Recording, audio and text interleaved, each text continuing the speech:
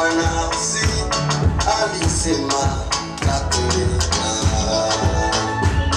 Alisema miaka iliyopita atakuwa nasi, alisema atatulinda. Alisema miaka iliyopita atakuwa nasi, alisema atatulinda.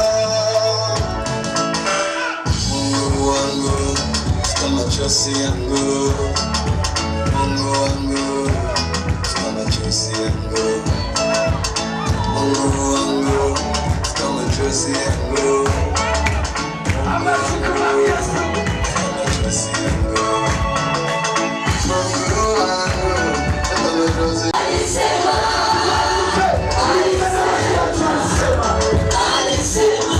atatulinda.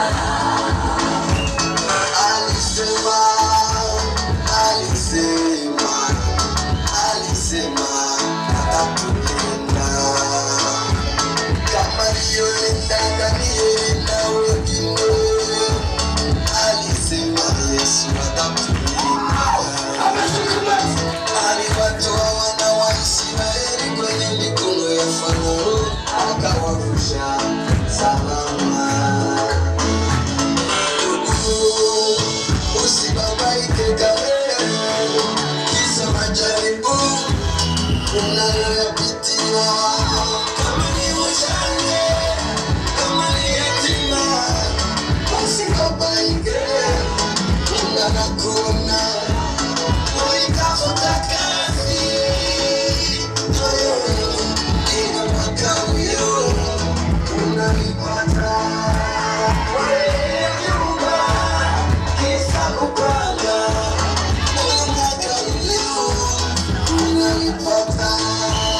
Uko karibu yangu, uko karibu yangu, uko karibu yangu Yesu.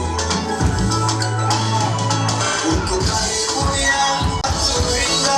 Alisema, alisema, alisema, atatulinda.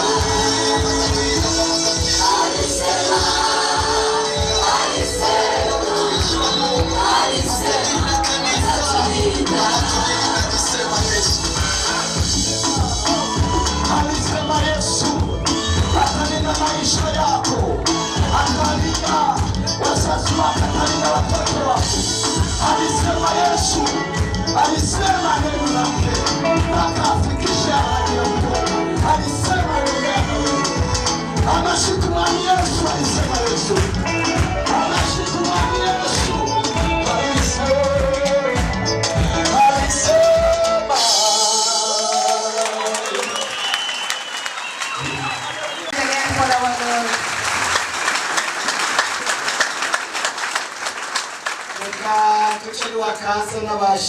Let's secondly welcome our guests. We are starting by those who are in the the girls who are here for today, Christians who are here, those who have been invited by the radio, or they have been invited by Dancing Dancing up on the then thank the Lord. Thank the Lord. Oh, to come here, let's turn our hands again for the Lord. We are going to welcome our guests in the name of Jesus. Amen. Amen. Then God give order their hearts need. When He's going to visit us, He's going to visit yours. Doesn't mean good in everything. God bless you. Today then we have the fervor of being with the servants of the Lord.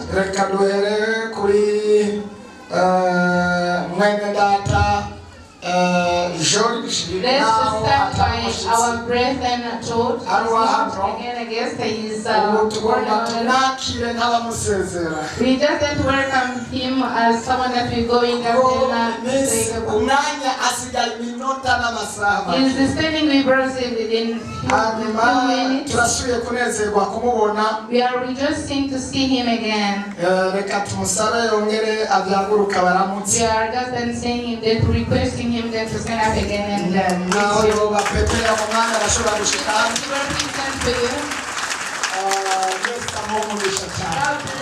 very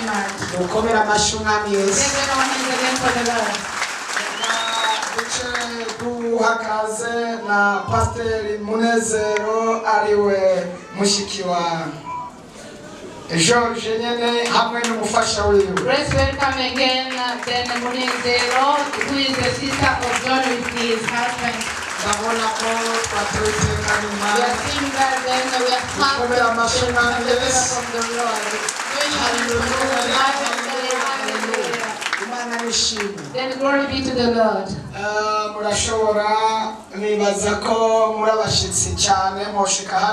I know that you are guests, so you can come in order to greet the church. Let's add the request, George. Let's beg him to come here because he brings the guests. In order to welcome himself, the guests that he brings for us. Let's join our hands for the Lord again. We have also then our brethren who spend much time here. They are the servants of the Lord. They have then started with the crusade which takes place at Etesa. When we follow them when it's about them to do the crusade. Then they have been before India their crusade. Then some they have already just gone and others are remaining. Then they have just then give us provision to be with us. Let's join our hands again for the Lord. George ashore kubatwakirira mu kubaha kaze. Let's just beg our brethren John to welcome them again. Kugira ngo Imana yo mu ijuru in order then the Lord who is in the heaven ibahezagire cyane. Hallelujah. Welcome then the servants of the Lord. And can you welcome? You can with the wife. Those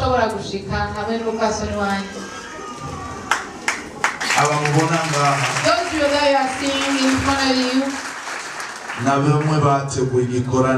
then they are the ones who have prepared the crusade. The ones that which took place at Etesa. That is the family that the Lord is using now. I've been with them and we are in connection. Because all together we are working the kingdom of the Lord.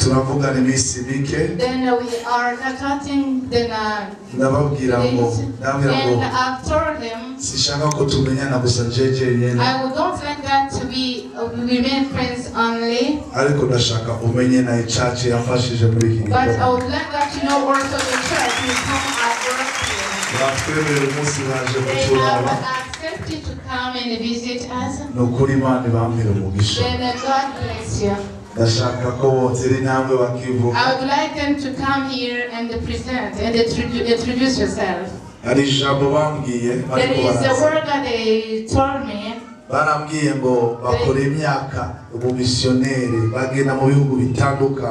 told me that they are missionaries and they just have journeyed in many countries. Then there are countries where they spend their time just announcing the good news. When they tell me that they have been afraid to hear them. These are the countries when they talk about Jesus Christ, they can kill you. But then those servants go there. So then they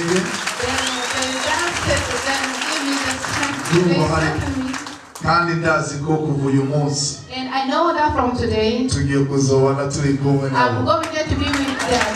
hamwe na repentance. And also into repentance. Imana irabavugiramo But neza. I know that going is going to accelerate. Imana ibaramukira kandi Then ababwira God bless icyo bavuga. you. And I'm going to give time to them now to introduce themselves. Hallelujah. Hallelujah. It's so good to be in your midst today. Then ni byiza cyane kubana namwe muri ino toraniro. You know, it's so good to work with people together in the Lord. And then kandi byiza cyane gukorana n'abantu nk'uyu umubona hano. God has called us to reach the world together.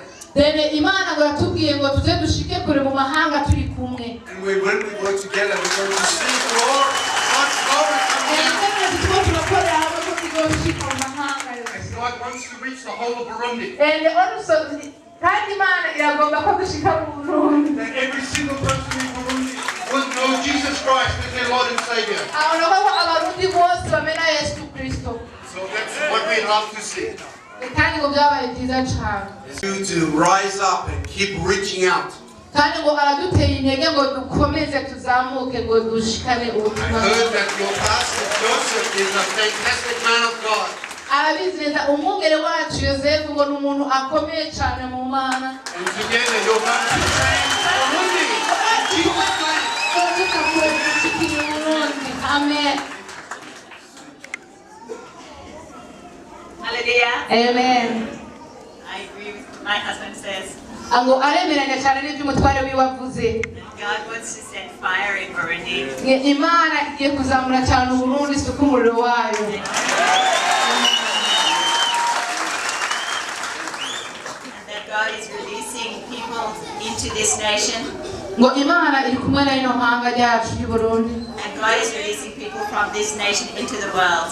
Kandi Imana igiye kuzamuka iva hano izamuka mu isi. And take you to many places in the world. Bagiye mu bihugu byinshi byo mu isi. And He will protect you. Imana yaraturinze. He will go ahead of you. Izoturinda natwe. He will make divine connections for you. Izodushika kure kumwe natwe kubw'amahanga yose. When you are humble before Him, Niwaca bugufi imbere y'Imana. serve Him with your whole heart, Hama ukayikora n'umutima wawe wose. you will see spectacular things. Uje witega bizoba kuri yo. You will see the kingdom of God come on earth. Ubona ubwami bw'Imana bumanuka hano mu isi. You will see people healed. Uzobona abantu bakira. See lives change. Uzobona ubuzima bw'abantu buhinduka. People saved. Uzobona abantu bakizwa.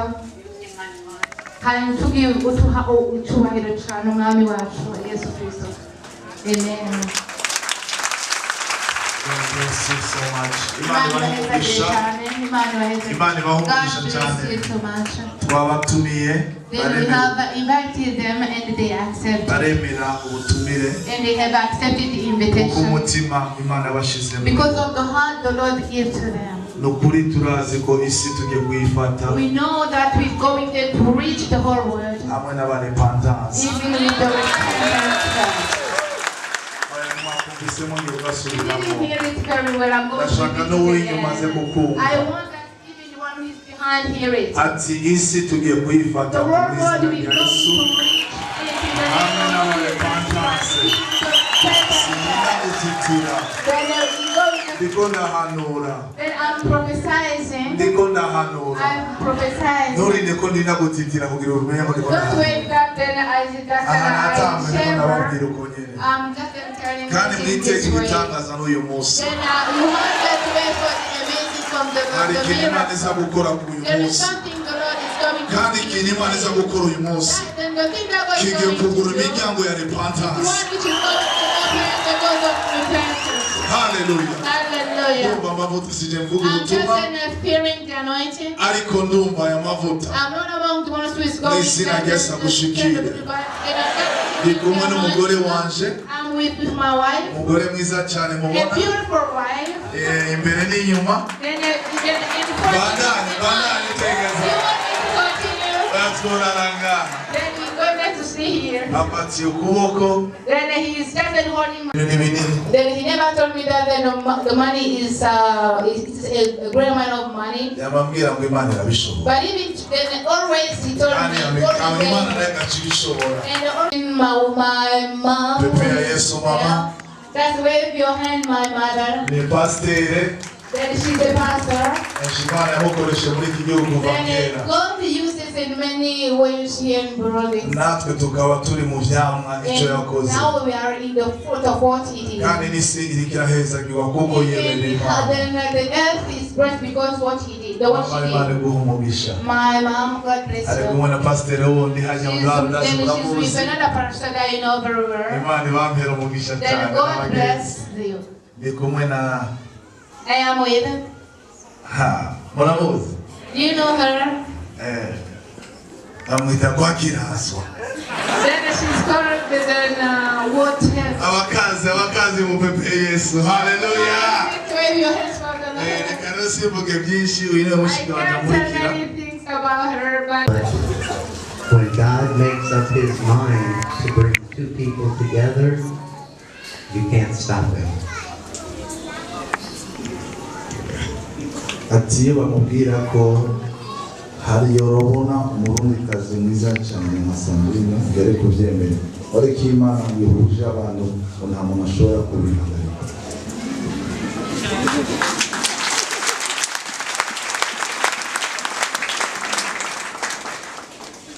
I wish all of you could be as blessed as I am.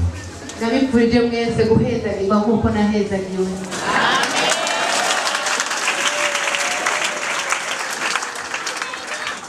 Hallelujah. Amen. Then I'm happy. I'm glad to be here. I am rejoicing to be here. Then I am happy to be here. Then days are gone, but we can't then wait and thank God for what He did. By using our Pastor Joseph. I remember when I came then to see him.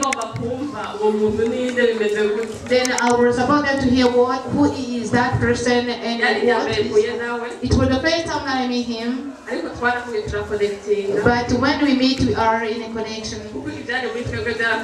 Because what we were inside us then we're in connection. We chat then and we are in a good understanding. And then they come out and people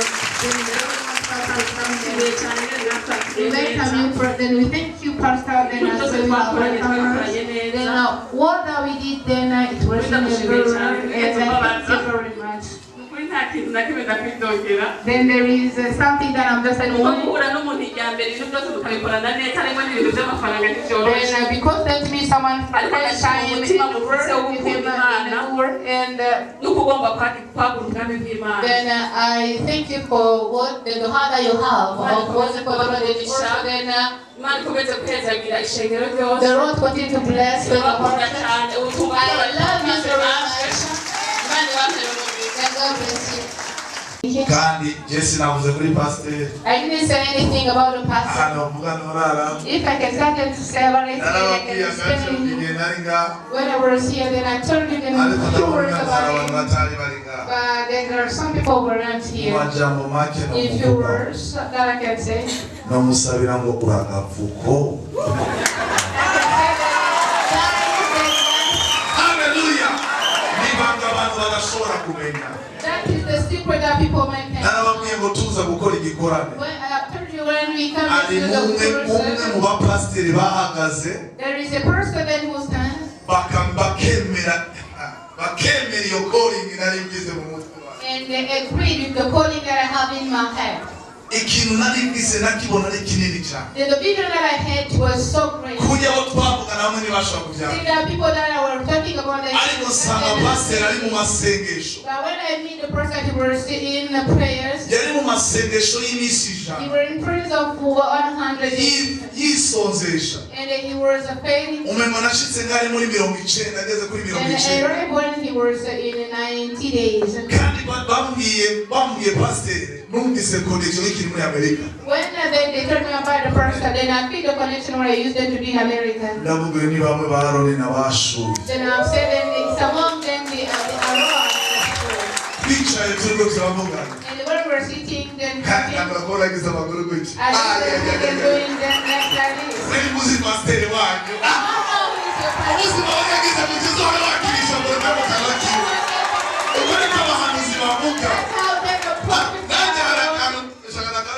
ngiye bakana nanje bagiye mu mwuka. And you want me also to show them how I need to be in the. Akubisa abagore ubuja. And what is Yabwisha mu rimwe. that? Turagikora. Going to do it. Turagikora. Going to do it. Turagikora. Hallelujah. Kandi yakobo umuntu wagusa. And I was hearing what Yari nkawa musogo tata. then it was like the day where they are it was like the day of Caleb. Bamwe bavuze ngo ni icyo gihugu. When they were saying the Okay, country Gatanya. where they are living, then a great. Ariko bakare bari mu masengesho n'iyereko. When they were in prayers and just in the. Baravuga ngo cyoge abo bantu abajya bwa mutsima. Pastor agize ujya ngo turagikora. Turagikora. Ngo cyarakoretse. Ndashimiye na groupe yose ndashimiye repentance. Nukuri Imana ibambere umugisha. Then God bless you. Ndumva yo ningisha umunsi none kumbara bavuta ariko hari uri inyuma yaje ariko araza. Hallelujah. Hallelujah. Rero uyu munsi turataha. Then today we going to leave. Hari na groupe ya muntu twagendanye Uganda badufasha mu bikorana Imana ibambere umugisha waje hano bamwe. Ubu Imana yatwogereje indi groupe ya repentance tugenda isi yose mwitegure namwe musaba amapasiporo mube ready. Hallelujah. Imana ibambere umugisha. God bless you.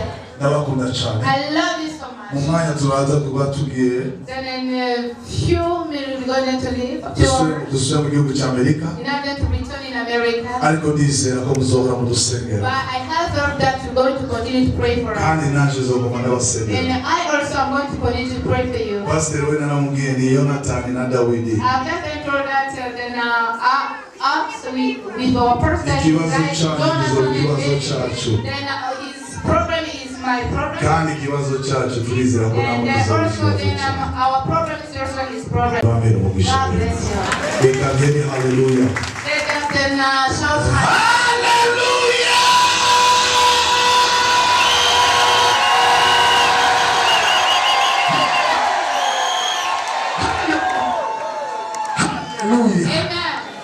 Hallelujah. Amen. Reka tugira kanyuma. Let us do it for us. Muyemere maguru ku maguru yawe. Something Talabasiya baba. Kumeka hano hantu. is going to be done. Yo, uya agiye mu ijuru. Then this salary is going to be Natwe mu izina rya Yesu Imana. Okay. Then the Lord is going to remember it.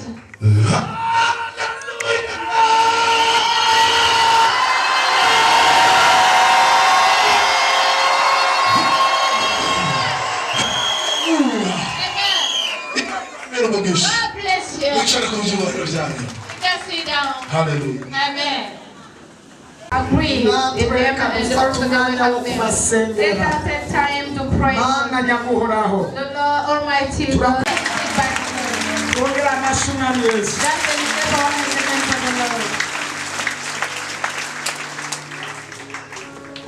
ndakunda cyane Imana yimbwiye umuntu Then I love very much when the Lord told me about someone. mu mico ya ishengero ryacu Then Imana yaduhaye gukoreramo in the custom of our church, the Lord allows us to walk in. si abantu abo aribo bose twakira It's not all the people who are welcome here. igihe kimwe haraje abanyamerika One day there are Americans who came here. sinabahaye ijambo I didn't give them the word kuko sinari ndabazi because I didn't know them, kandi Imana ntiyari yambwiye kuri and the Lord didn't tell me anything about them. yaramaze iminsi asengera hano Then he spent much time then praying here. kubera Imana itari bwambwire uwo muntu uwo ari we But because the Lord didn't tell me anything about him, sinamuhaye umwanya ngo I ature didn't ishengero give him time then to come in front of the church. ariko nimba hari umuntu nemeye But if there is someone that I accept, nuko hari icyo Imana iba it's yambwiye because that there is something that God told me about him. n'uyu joriji ndamwemerera Then this was not going to accept neza what he dusanga told me. amasengesho y'iminsi ijana mu Then minsi I was in 100 amakuru days yiwe prayer. ndayumvise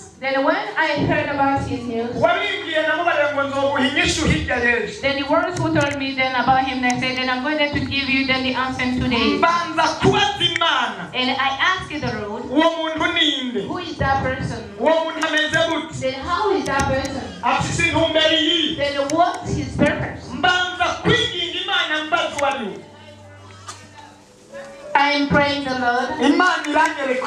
we And the Lord then showed me usanga ni umugabo yubaha imana and I see that he is a man. kandi afise umutima nk'uwo mfise The Lord has a heart like mine. iyerekwa mfise The bidafise vision that I have is the same as what ni iryo kuzana abantu kuri is yesu to bring people to Jesus Christ. nahise ndamuhamagara ndamubwira ati ndabyemeye And I called him and answered, I accept. nahone nahamagara uwampuje nawe Then I called the ones who allowed that to kuko meet iyo me. bawe yaje tutaravugana yashitse hano tutarigera tuvugana Because even him, then he arrived here without us entering with him. But I called the ones to stand with his people by him. twavuganye n'uwampuje nawe Then I was spoken with someone who then died his son. nawene ntiyabwiye ubu yaciye anubwira ati hariho madamu wiwe arino agiye kuza amaze kumukonfirma ko yotse Then this one then tell me that then there is her husband. He's nawene yaje namuzi twamenyaniye hano Even then I didn't aware of who is her husband. But I know that she arrived here. Then